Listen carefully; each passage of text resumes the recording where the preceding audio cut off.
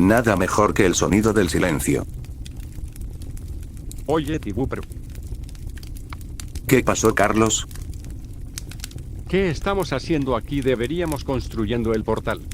Quería tomar un descansito con ustedes después de tantas aventuras. Eso es verdad, Tibupro. Tienes razón. Bueno, déjeme calentar mi comida.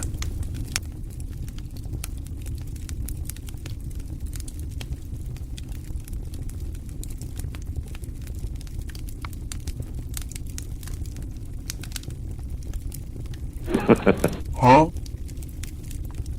Hola, buenas.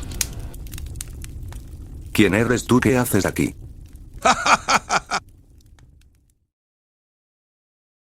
Una gran amenazada de...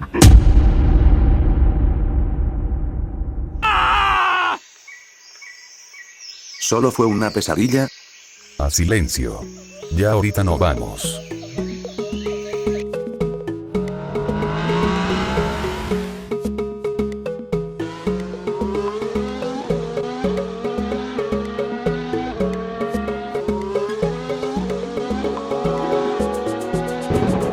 ¿Ah?